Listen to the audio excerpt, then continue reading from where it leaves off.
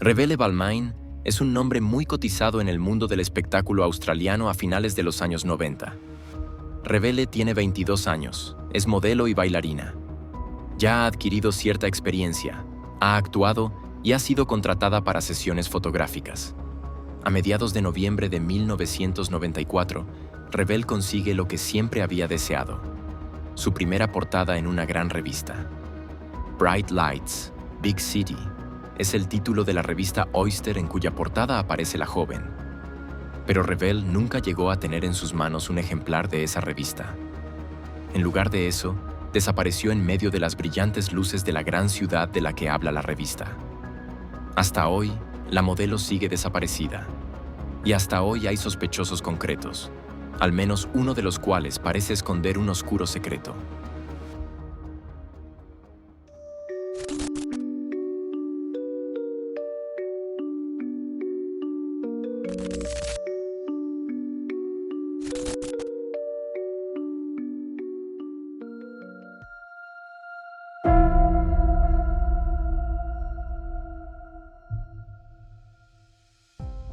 Noviembre de 1994 será el mes más importante de la carrera de Revele Balmain, quizá incluso de su vida.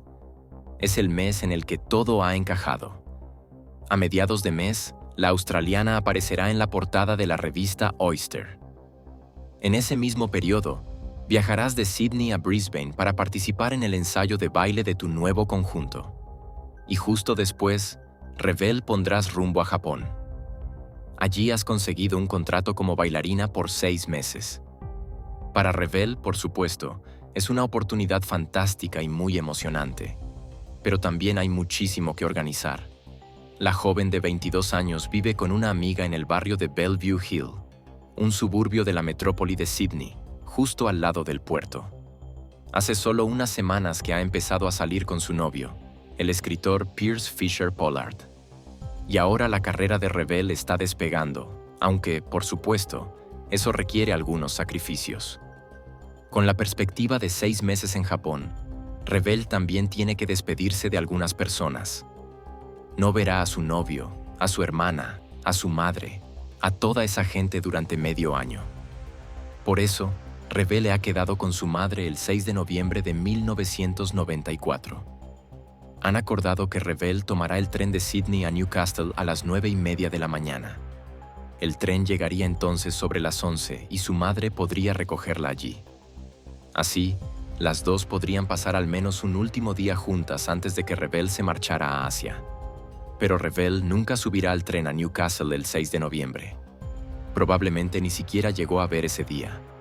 Jen Balmain espera en vano por la mañana en la estación de Newcastle. Primero en el tren de las 11, luego en el siguiente. Revele no baja de ninguno de ellos.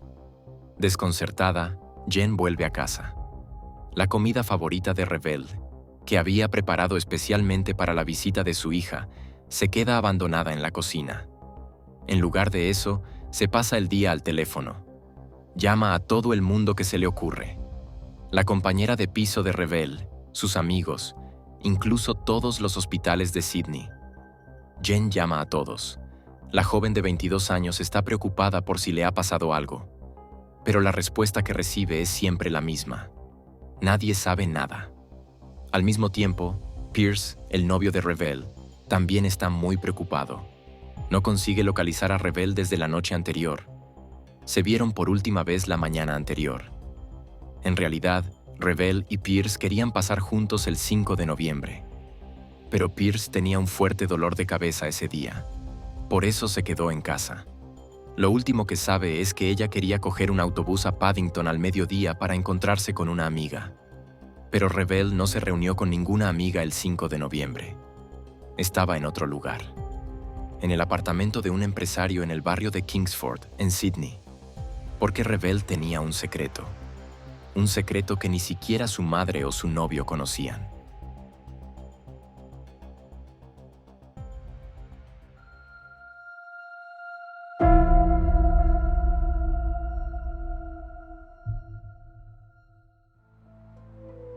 Revele no solo ha trabajado como modelo y bailarina, sino que también ha estado inscrita en 2 agencias de acompañantes de lujo.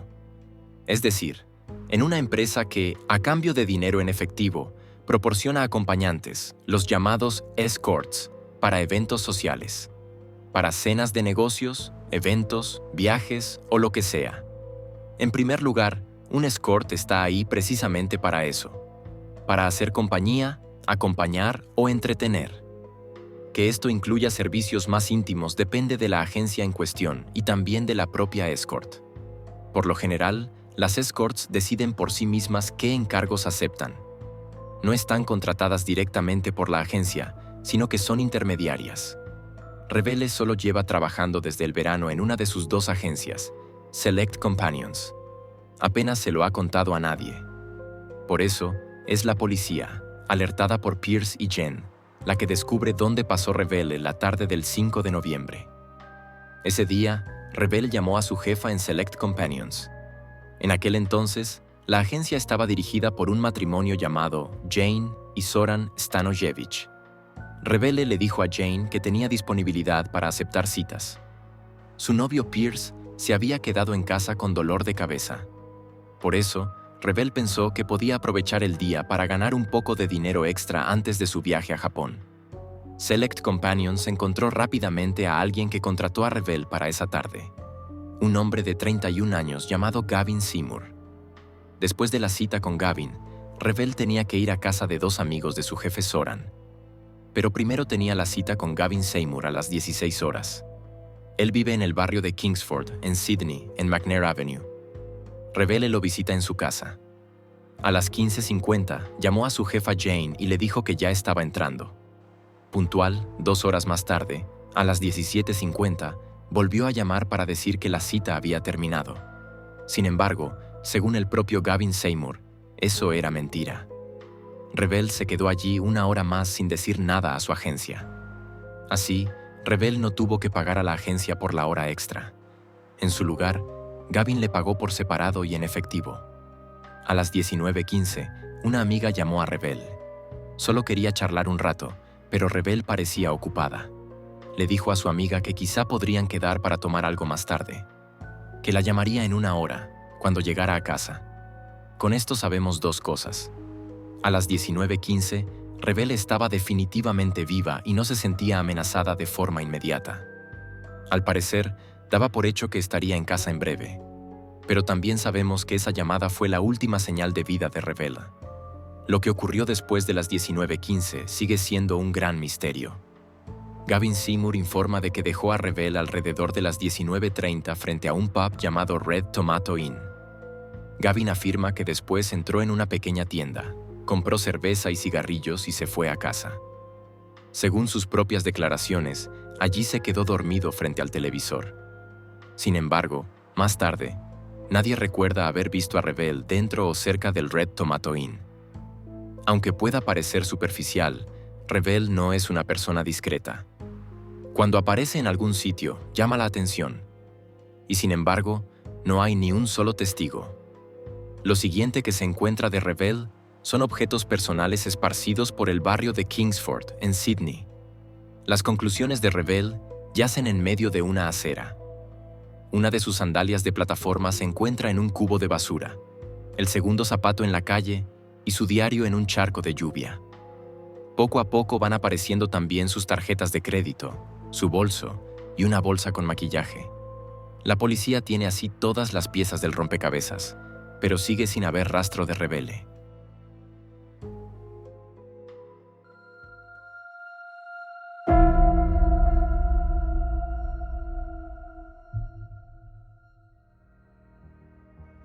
Seguro que podéis imaginar quién es el primer sospechoso de la policía. Gavin Seymour. Cuando la policía lo interroga, admite directamente que pagaba a Revele por servicios sexuales.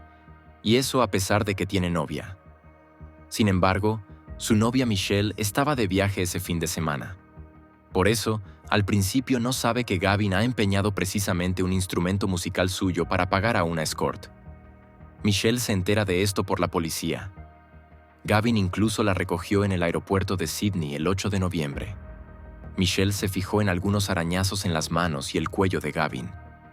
También notó que los asientos de su coche estaban reclinados y que el coche, que solía estar bastante desordenado, estaba casi limpio. Y que Gavin había cambiado las sábanas de la cama de su apartamento y había lavado toda la ropa de cama. Cuando la policía interroga a Michelle, ella cuenta todo sin rodeos. Por cierto, se separó inmediatamente de Gavin cuando se supo que la había engañado con Revell. No solo Michelle, sino también uno de los policías se fijó en los arañazos en las manos y el cuello de Gavin. Y, según la valoración de los investigadores, podrían tratarse de lesiones defensivas causadas durante una pelea. La policía registra la casa de Gavin, pero inicialmente sin resultados.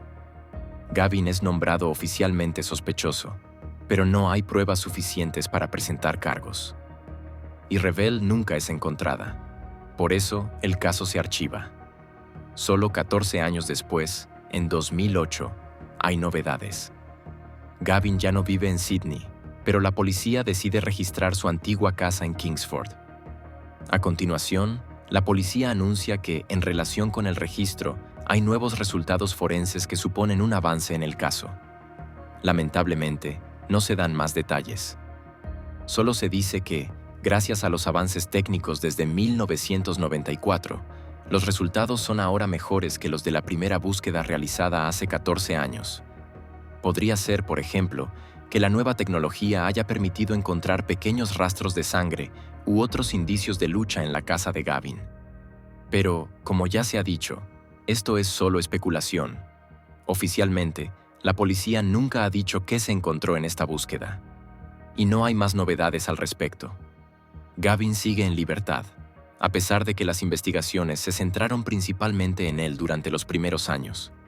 Los críticos de la investigación temen que la policía se haya obsesionado demasiado con Gavin como posible autor, y que el verdadero culpable haya podido escapar.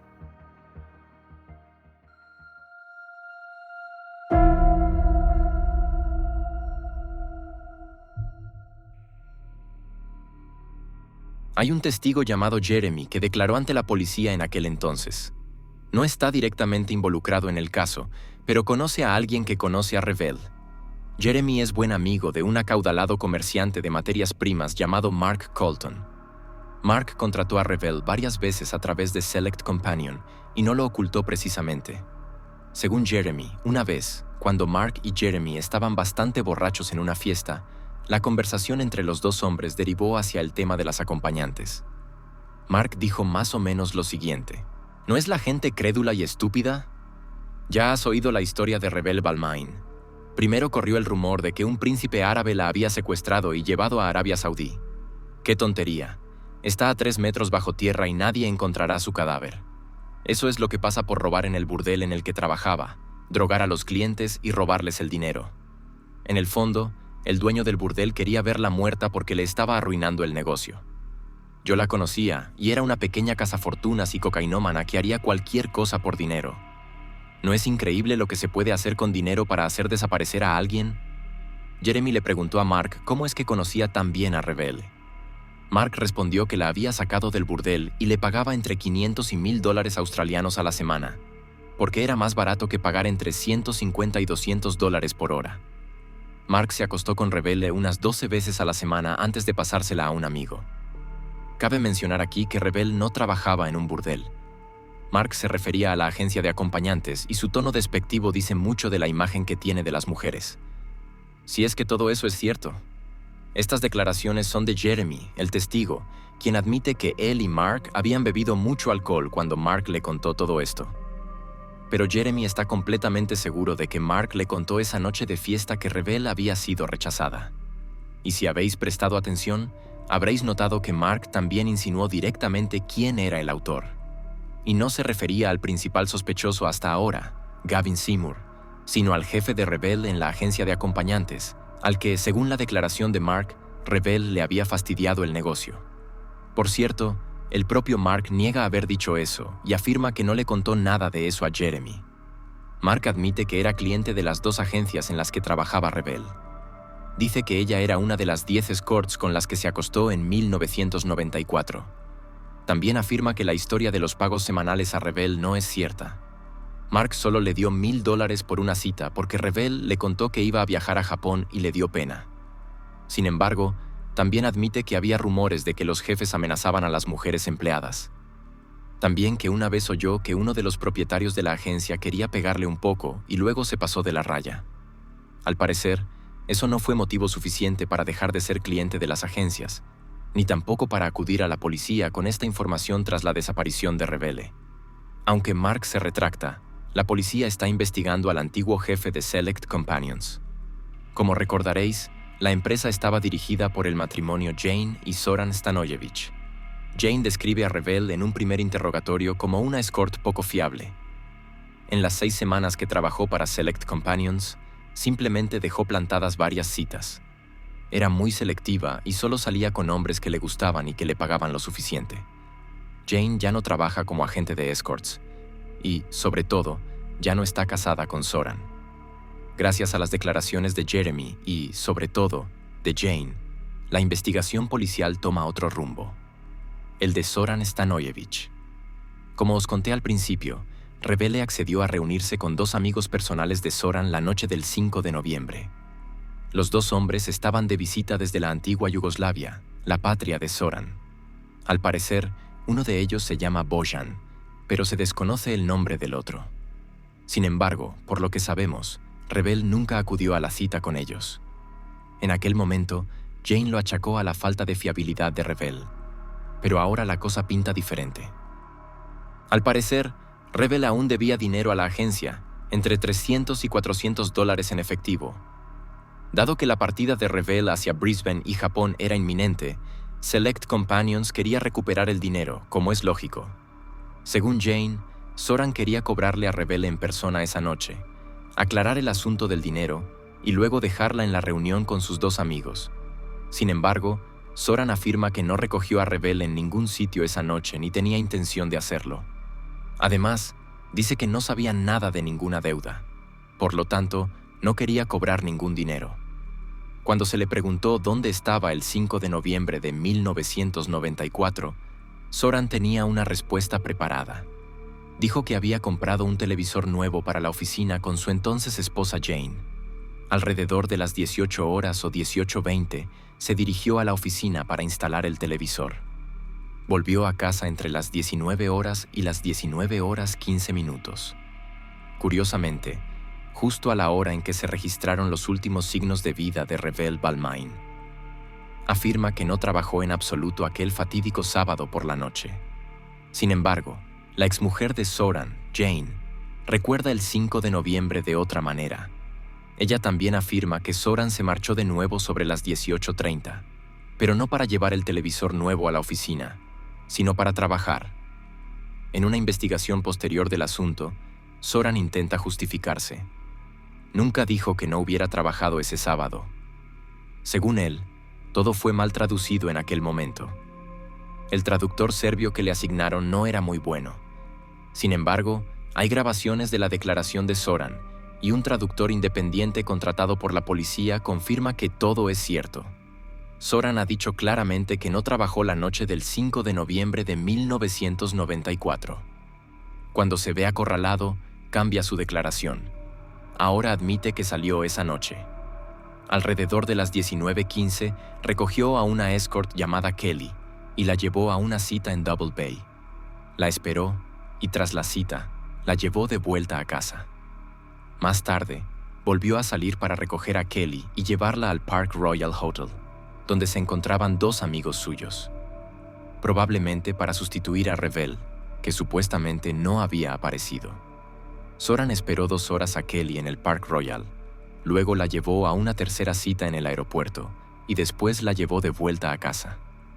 Es interesante que su mujer, Jane, dijera que los 2 yugoslavos habían esperado en el Swiss Grand Hotel de Bondi. Solo más tarde cambió esta declaración y también habló del Park Royal. Por último, según su propia declaración, Zoran tuvo un pinchazo en el coche durante el viaje de vuelta que él mismo cambió. En otras palabras, Zoran parecía estar muy ocupado la tarde y la noche de la desaparición de Revele. Seguramente os preguntaréis si esta coartada se puede corroborar. Por ejemplo, ¿a través de los 2 amigos yugoslavos de Zoran o de la escort Kelly? Pero, lamentablemente, esta pista no se investiga más en los primeros años de la investigación. Quizás porque la policía investiga a Gavin Seymour y lo considera un sospechoso importante. Quizás porque la policía cree a Zoran en ese momento. Y quizás también porque resulta bastante difícil localizar a los dos amigos y a Kelly. Solo años más tarde, la policía comprueba los registros del hotel del 5 de noviembre de 1994. Ese día no había dos ciudadanos yugoslavos que hubieran reservado una habitación en el Park Royal Hotel. Tampoco había huéspedes yugoslavos en el Swiss Grand, del que Jane había hablado inicialmente. Kelly no puede ser localizada hasta finales de los 90, después de que Jane se separara de Zoran y pasara los datos a la policía. Kelly es descrita como vacilante, pero confirma todo lo que Zoran ha declarado, hasta el más mínimo detalle. Desde el encuentro con los hombres yugoslavos, pasando por la cita en el aeropuerto, hasta el pinchazo de Zoran en el camino a casa. Sin embargo, llama la atención que Kelly no fuera interrogada hasta años después. Tras la desaparición de Rivell, no se contactó con ella para confirmar directamente la coartada de Zoran. En su lugar, al parecer, se creyó sin más a Zoran. A finales de 2021, la policía registra el antiguo apartamento de Rivell en Bellevue Hill. Exactamente la misma habitación del antiguo Bondi Hotel, que hoy se llama Cutie. Se lleva a cabo una tercera búsqueda en la antigua oficina de Select Companions en Potsport. No se encuentran pistas sobre el paradero de Rivell. Sin embargo, sí se encuentran indicios de que Zoran Stanojević pertenecía a una banda de ladrones especializada en artículos de lujo.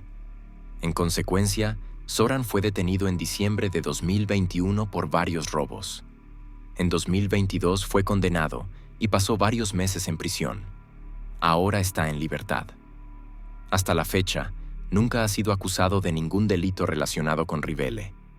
Sin embargo, desde los registros, es oficialmente considerado persona de interés.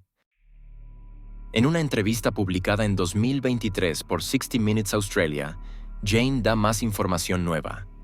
Dice que Zoran organizó espontáneamente un billete de avión para su amigo Bojan el 6 de noviembre para salir de Australia hacia Tailandia. Es decir, el día después de la desaparición de Rivell. Y Bojan era uno de los dos hombres con los que Rivell debía reunirse esa noche. Esto encaja con otra circunstancia del caso. En 2021, las autoridades australianas reciben una nueva pista. Un informante anónimo envía una foto en la que se ve a un hombre con gafas de sol. La policía cree que este hombre podría estar relacionado con la desaparición de Rivell Balmain y por lo tanto lo busca como testigo hasta el día de hoy. El equipo de 60 Minutos Australia cree que esta foto muestra al amigo de Zoran, Bojan. En el reportaje se ve a una periodista localizando a Zoran y mostrándole una foto de Bojan. Lamentablemente, no está claro si se trata de la foto enviada como pista en 2021 o de una foto antigua de este Bojan que apareció de alguna otra manera. Is this your friend? I know him, yeah. Yes. Why did you organise for him to leave Australia the morning after Rivell disappeared? Why did you do that? No, I have to work. I'm very sorry. Where were you? What happened? Can you tell me? I have to work, sorry. Pero Jane tampoco sale del todo bien parada en el reportaje de 60 minutos. El motivo son sus propias declaraciones, que han ido cambiando un poco a lo largo de los años. Sobre todo hay un punto que no la deja en muy buen lugar. Justo la mañana después de la desaparición de Rivell, Jane se presenta en un restaurante de Sydney. Pide a los empleados una coartada. Ella y su marido Zoran han estado allí a comer el día anterior. Si la policía pregunta, sería estupendo que el restaurante lo confirmara. Seguramente los empleados del restaurante lo harían si alguien lo recordara. Pero el empleado con el que Jane habló por teléfono dijo que no sabía nada de la visita del día anterior, a pesar de que él mismo había trabajado ese día. Le ofreció a Jane que fuera al restaurante en persona. Si la reconocía, se lo diría a la policía. Pero Jane nunca fue. El empleado del restaurante sigue insistiendo en que Jane habló directamente de una investigación por asesinato en la que ella y su marido estaban involucrados. Ella lo niega y dice que habló de una denuncia por desaparición y que ella y Zoran realmente estaban comiendo allí alrededor de las 17 horas del 5 de noviembre. Que sea cierto o no es casi secundario. Mucho más sorprendente es la rapidez con la que Jane se buscó una coartada. porque primero llamó al restaurante y solo después a la policía. Jane sigue afirmando en el artículo que tiene información que exculparía a Gavin Seymour. Dice que sabe de una coartada, al menos parcial, que la policía no conocía durante la primera investigación. Lamentablemente, Jane no concreta de dónde ha obtenido esta coartada ni si ha compartido su información con la policía. Aparece en el documental con su nombre real y mostrando su rostro. Y eso a pesar de que Zoran llegó a ser violento con ella al final de su relación y de que tienen un hijo en común. En realidad, eso indica que está segura de lo que dice. Pero su extraño comportamiento deja un regusto amargo. Lamentablemente, los padres de Rivelle han fallecido sin llegar a saber nunca qué le sucedió a su hija. La hermana mayor de Rivelle sigue luchando incansablemente por esclarecer el caso, incluso 30 años después de la desaparición de Rivelle. En 2022, se volverá a ofrecer una recompensa muy elevada por cualquier información: $1 millón australianos. En 2024 se reabrirá la investigación del caso Revell Balmain. En el sistema jurídico australiano, una investigación judicial es una investigación pública dirigida por un juez de instrucción. Su objetivo es aclarar las circunstancias de una muerte. Esto también permite volver a interrogar a los testigos y reevaluar las pruebas. Y aquí surge algo interesante que no se sabía hasta ahora. Una testigo afirma ahora que oyó algo en la noche del 5 al 6 de noviembre. Primero el chirrido de unos neumáticos, luego voces masculinas que discutían. A continuación, se oyó el grito agudo de una mujer. La testigo miró en esa dirección y vio un coche oscuro. Parecía que había 5 o 6 personas en el coche. Junto al coche oscuro se acercaba otro coche a la misma velocidad. Esta declaración es tan interesante porque la testigo dice algo más. A la mañana siguiente, pasó con su hija por el lugar donde había visto los coches. Allí vieron marcas de frenadas en el asfalto, así como una falda vaquera descolorida tirada en el suelo y una sandalia que se parecía mucho a la de Revelle. Esto encajaría más con la teoría de que Zoran y sus 2 amigos tienen algo que ver con la desaparición de Revelle.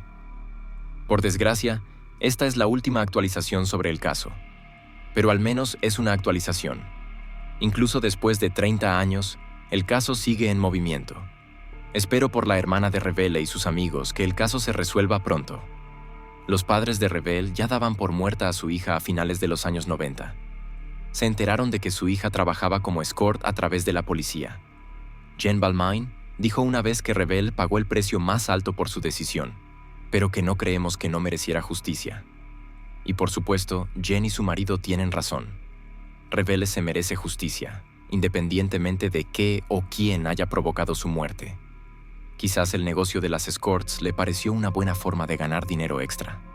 Lo siguiente no es, por supuesto, un estudio científico, pero resulta anecdóticamente interesante. Según una encuesta de la revista estadounidense Cosmopolitan, el 37% de las lectoras, en su mayoría mujeres, se plantearían trabajar como acompañantes para poder pagar sus facturas. Aunque solo se trata de una anécdota, quizá refleje bastante bien lo tentador que puede resultar este negocio para las mujeres jóvenes. Precisamente porque la idea básica del trabajo de acompañante es que no tiene por qué ser algo físico. A primera vista, todo parece una forma fácil de ganar mucho dinero. Quizás eso era lo que pensaba Revelle. Sin embargo, se trata de un trabajo duro y que puede volverse peligroso rápidamente, ya sea porque te topas con las personas equivocadas o porque, al ver la posibilidad de ganar más dinero, acabas traspasando los límites que te habías marcado al principio. Pero estigmatizar este tipo de trabajos tampoco es la solución. Y desde luego, no se trata de culpar a las víctimas, ya que la culpa y la responsabilidad de un delito siempre recae en los autores y no en los perjudicados. Pero creo que hay que hablar de los peligros que todo esto puede conllevar, incluso si se trabaja a través de una agencia, como Revelle. Porque, lamentablemente, es obvio que su trabajo tenía algo que ver con su desaparición. Da igual si creéis que el sospechoso es Gavin o Zoran. Me gustaría conocer vuestra opinión sobre el tema y, por supuesto, sobre el caso. ¿Creéis que Gavin es el sospechoso más plausible o que la pista sobre Zoran es más prometedora? Y si es así, ¿cómo interpretáis el comportamiento de Jane? Estoy deseando conocer vuestras teorías. De paso, así apoyáis el canal. Por lo demás, No hay mucho más que decir. Os deseo un buen día, ya sea por la mañana, por la tarde o por la noche, dependiendo de cuándo veáis el vídeo, y espero que nos volvamos a ver en el próximo. Hasta entonces. Adiós, gente.